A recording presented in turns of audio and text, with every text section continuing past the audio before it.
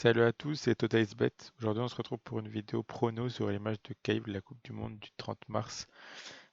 J'ai préparé mon prono pour les 10 matchs, et donc je donnerai mon avis à chaque fois, ainsi que la cote. Donc, pour le premier match, c'est l'Azerbaïdjan qui affronte la Serbie.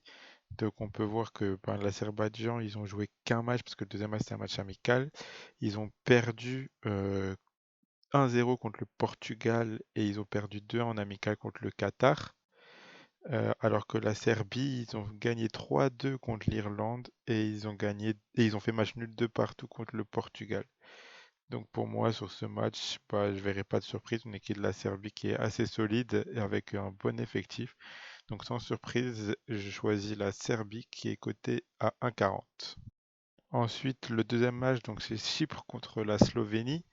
On a une équipe de Chypre qui a fait 0-0 contre la Slovaquie, qui a perdu 1-0 contre la Croatie en Croatie.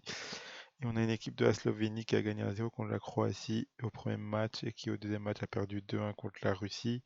Bon, on a une équipe de Slovénie sur le papier assez solide, avec notamment Ilicic, que j'aime beaucoup, et une équipe pas hyper forte sur le papier, mais qui se débrouille bien, et je les verrai vraiment gagner dans ce groupe de 6 avec Russie, Slovénie, Croatie, Slovaquie qui peuvent se battre un peu à 4 pour les deux premières places. Chaque point est important. Je verrai quand même la Slovénie gagner ce match avec une cote à 1,65. Ensuite, on a le match du Luxembourg contre le Portugal. Donc le Luxembourg qui a perdu 1-0 contre le Qatar en match amical et qui a ensuite gagné 1-0 contre l'Irlande. Le Portugal qui a gagné 1-0 contre l'Azerbaïdjan au premier match, donc un match un peu compliqué et qui a fait 2 partout contre la Serbie. Donc ils gagnaient 2-0, ils ont fait remonter 2 partout. Et Ronaldo a marqué un but valable, mais qui a été refusé par l'arbitre. Vraiment, Ronaldo est sorti énervé. Donc je pense que là, il sera remonté à bloc contre une équipe du Luxembourg assez fébrile. Je vois vraiment le Portugal gagner ce match. Après, on a vu contre la Serbie que la défense n'était pas non plus ultra ultra solide et ça peut encaisser. Je vais pas aller sur les deux équipes marques, mais je vais plutôt choisir Portugal et plus de 2,5 buts côté à 1,48. Ensuite, on a le match du Monténégro contre la Norvège. Donc le Monténégro qui a gagné 2-1 contre la Lettonie, qui a gagné 4-1 contre Gibraltar. À l'inverse de la Norvège qui a gagné 3-0 contre Gibraltar aussi et qui a perdu 3-0 contre la Turquie dans un match vraiment ouais, on voyait Haaland peut-être réussir à marquer ou quoi. Après, une équipe turque qui est très très très solide en ce moment. Mais Haaland n'a pas marqué sur les deux matchs avec la sélection norvégienne pour l'instant. Montenegro très très en forme, qui a même fait tourner contre Gibraltar et même les joueurs remplaçants habituellement ils ont marqué. Jovetic quand il est rentré il a marqué aussi. Donc c'est vraiment une bonne équipe, Monténégro. Mais la Norvège pour l'instant, enfin ils ont quand même besoin de points s'ils veulent aller chercher parce que c'est un groupe très compliqué avec la Turquie, Monténégro, Pays-Bas, Norvège, quatre grosses équipes. Donc euh, c'est un match important, il faut des points. Et donc je vais aller sur la double chance et nombre de buts avec match nul ou Norvège et plus de 1,5 but, côté à 1,51. Ensuite, on passe sur le match de Belgique-Biélorussie. Donc la Belgique a gagné le premier match 3-1 contre le Pays de Galles, qui a ensuite fait un partout contre la République tchèque.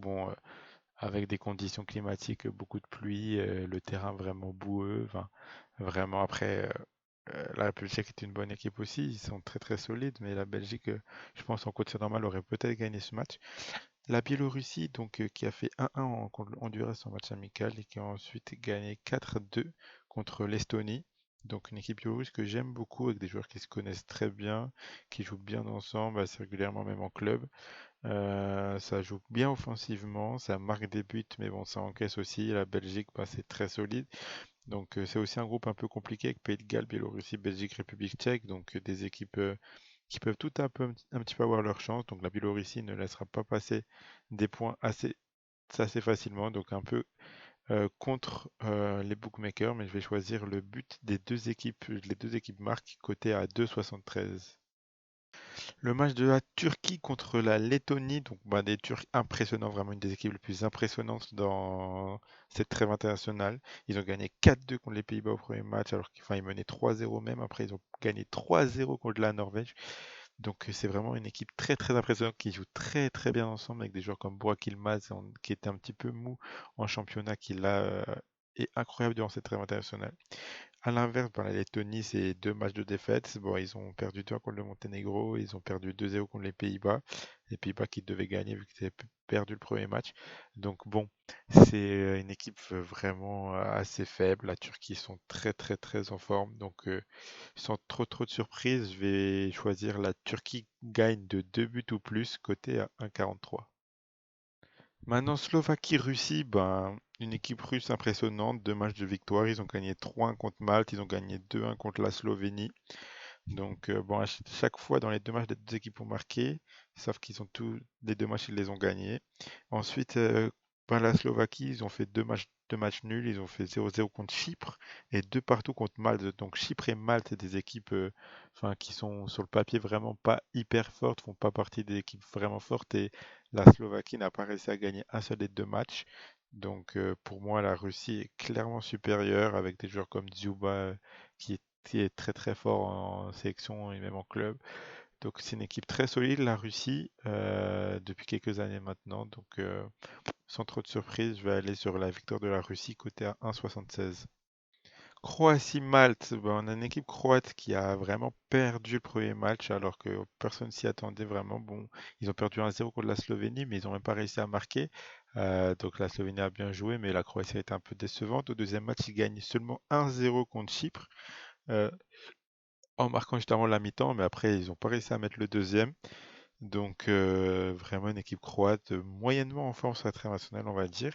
Malte qui a perdu le premier match 3-1 contre la Russie et qui a fait 2 partout contre la Slovaquie, comme je disais. Donc on a une équipe de Malte donc, qui se bat, on va dire, avec ses armes, qui a marqué dans les 2 matchs, qui a une défaite et un match nul. Et une équipe croate pas trop en forme. Donc pour moi, la Croatie est clairement favorite. Ce match-là, ils doivent le gagner. Mais comme je dis, ils sont pas trop en forme, ils marquent pas beaucoup. Donc les bookmakers sont un peu enflammés sur la Croatie. Donc moi, je vais plutôt partir sur la Croatie marque moins de 3,5 buts. Donc ils marquent 0, 1, 2 ou 3 buts. Côté à 1,57. Pays de Galles, République tchèque. Donc on a le Pays de Galles qui a perdu le premier match 3-1 contre la Belgique, alors ils ont marqué le premier but, ils menaient 1-0, après ils ont perdu 3-1. Et le deuxième match, c'était un match amical contre le Mexique qu'ils ont gagné 1-0 avec un but de Moore, mais c'était un match amical. Donc pour l'instant, eh ben, dans le match de KF Coupe du Monde, ils ont 0 point vu qu'ils ont perdu leur seul match qu'ils ont fait contre la Belgique. La République tchèque, eux, ils ont gagné 6-2 le premier match contre l'Estonie et après ils ont fait un partout contre la Belgique. Donc c'est une équipe, comme je disais avant, de République tchèque qui est très solide avec Soucek notamment qui a mis un triplé contre l'Estonie. Enfin, une équipe vraiment très très solide. Les Pays de Galles sont pas mauvais. Ils ont fait un bon match contre la Belgique, contre le Mexique, comme dit, ils ont gagné, mais c'était en match amical. Donc pour l'instant, le Pays de Galles, au final, ils ont qu'un match joué, mais ils ont 0 point. Donc il faut pas laisser passer des opportunités. Ils sont pas trop mauvais. Ils sont des joueurs assez en forme dans leur club en championnat. Donc franchement, je vois peut-être la République tchèque un petit peu au-dessus, un peu favorite, mais je vois vraiment les deux équipes marquées. Donc je vais partir sur but pour les deux équipes, côté à 1,81. Gibraltar-Pays-Bas pour terminer, donc un match assez compliqué parce que ben, les Pays-Bas sont clairement favoris. Contre Gibraltar, une des équipes les moins fortes avec Samarin, on va dire. Donc c'est un peu compliqué parce que ben, les cotes sont vraiment vraiment basses, mais j'ai trouvé une cote quand même qui m'intéresse, assez intéressante. Donc on a Gibraltar qui a perdu 3-0 contre la Norvège et qui a perdu 4-1 contre le Monténégro. Donc si on regarde contre la Norvège, le Gibraltar, ils ont encaissé 2 buts juste avant la mi-temps et ils en ont encaissé un au retour des vestiaires. Et quand on regarde contre Monténégro, ben, Gibraltar, ils ont encaissé 2 buts en première mi-temps, ils en ont marqué un. Et ils ont encaissé 2 buts en deuxième mi-temps. Donc on voit que contre Gibraltar, à chaque fois, ils encaissent pas mal. Déjà, ils encaissent pas mal avant la mi-temps. Et même après en deuxième mi-temps, ben, quand il y a les remplaçants qui entrent, ils peuvent aussi encaisser pas mal. Les Pays-Bas, ils ont perdu 4-2 le premier match contre la Turquie, comme je disais, et ils ont gagné 2-0 le deuxième match contre la Lettonie, avec un but en première mi-temps et un but en deuxième mi-temps. Donc on voit que les matchs, bah, il y a des buts un peu dans les deux mi-temps, que ce soit avec le Pays-Bas ou avec Gibraltar. Et le coach des Pays-Bas, il a clairement dit que cette trêve internationale a été un petit peu moyenne pour son équipe, même contre la Lettonie, ils voulaient gagner un peu plus que 2-0, ils avaient largement les occasions. Devant le but, ils ont un peu croqué. Donc là, il a clairement dit que l'objectif, c'est de marquer au moins 5 buts contre Gibraltar. Donc ils vont venir avec la rage, ils vont avoir occasion sur occasion. Donc je vois vraiment pas Gibraltar tenir. Et Pays-Bas, je pense qu'ils vont vraiment gagner de beaucoup.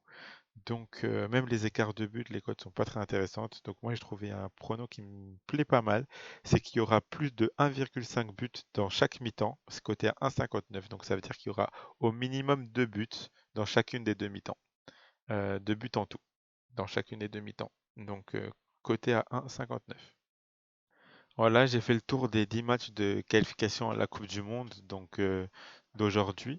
Donc si cette vidéo elle vous a plu, ben, n'hésitez pas à vous abonner, à mettre un like et peut-être que j'en referai d'autres quand j'aurai le temps. En tout cas, moi ça me plaît pas mal de donner mon prono. Après, allez-y tranquillement parce qu'il y a rien de safe. C'était un match très international, donc on n'est jamais à l'abri de rien.